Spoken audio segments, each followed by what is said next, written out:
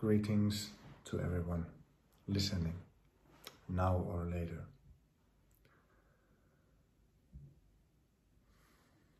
Today I wanted to say a few things just to remind anybody who is listening about the importance of being present. Presence is, in a way, the beginning of the spiritual journey, but it's also, in a way, the end. Everything revolves around presence. Everything appears in presence. In the end, everything is presence. Usually, the easiest way to begin a journey, begin the work, is to start by practicing presence. One of the most, let's say, one of the easiest and efficient ways to begin the work, even if you've done a lot of work before, is through a process called the presence process. It's made or came to be through a person called Michael Brown. You can find his video on YouTube. Michael Brown, The Presence Process. You'll see his interview where he shares about the journey, how the presence process became to be. And the simplest thing in the process is building awareness of the present moment. And the main way of doing it is to do 2 exercises every day in which you practice continuous conscious breathing. So it's breathing that doesn't stop at any point. And you just do it as the first thing in the morning for 15 minutes and the last thing in the evening before you go to sleep for 15 minutes. Very easy and very efficient. And what this kind of a practice, there are a lot of other practices that in a way do the same thing, but this is very easy. You don't have to change your mind, you don't have to be more this or that. You just have to continue breathing consciously without the breathing stopping at any point for 15 minutes twice a day. It starts to bring you more in contact with this moment through the act of maintaining your attention continuously with the breathing, with the physicality of the physical side of your, let's say, being. Or, let's say just being, physical side of being. So it brings you here. And then what happens when you start to practice this presence through the exercises and in the end, in your everyday life, is that it starts to bring you in contact with what's here. And one of the first things that we, let's say, have to face or bump into is our emotions. The fact that there are a lot of repeating emotional reactions going on, that some of them have been there all the time for our whole life, or from the beginning. And then we need to have ways to work with these emotions. To a certain degree, we have to listen to them, give space to them, give, let's say, healing through support and love and affection and acceptance to those parts of us that didn't get it. But when we've done that to a certain degree, we can move to a more straightforward way of working with these emotions.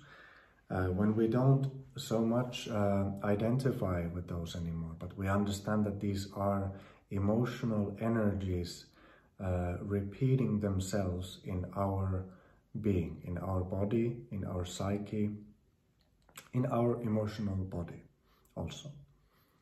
So we can find more effective and straightforward ways to release those or these emotions, these energies, without so much focusing on the, let's say, therapeutic way of working with those.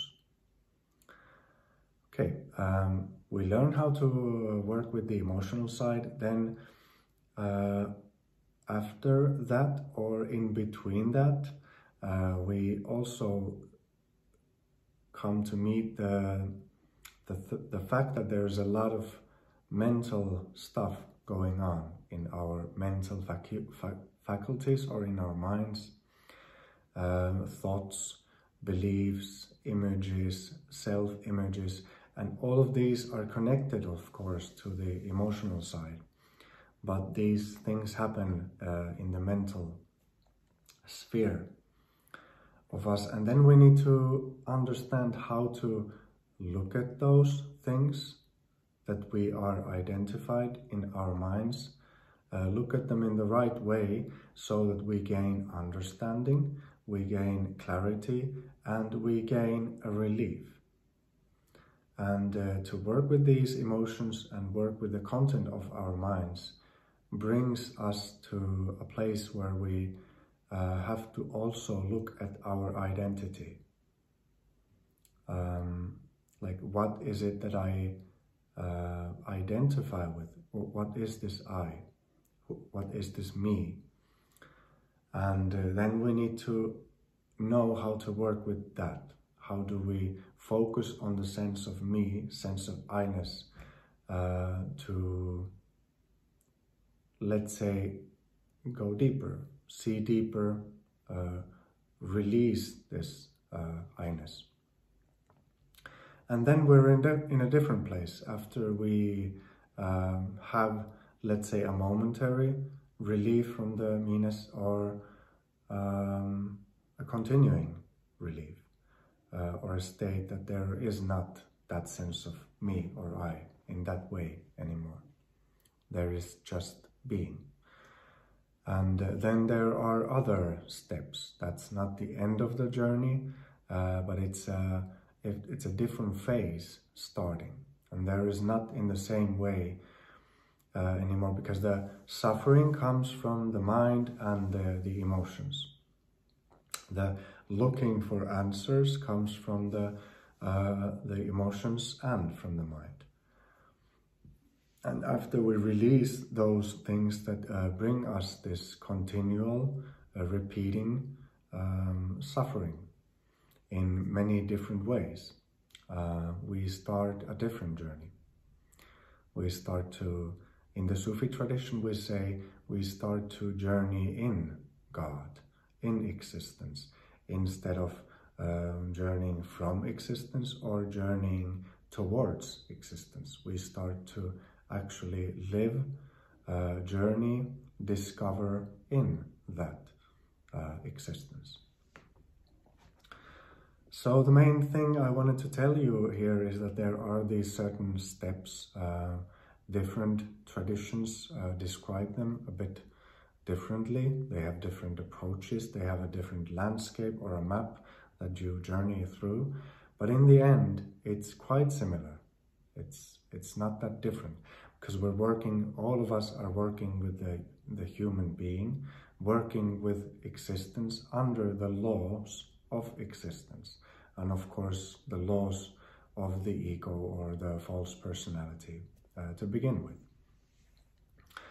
And if you want to check Michael Brown and his presence, The Presence Process, on YouTube, you can also find his book and maybe start the journey if you're genuinely interested in doing a process, even though you might have done several before. It's a good base that you get with this process. So try if you feel like that. Thank you for listening. If you want to say or ask anything, please do. May you have a good day. Bye.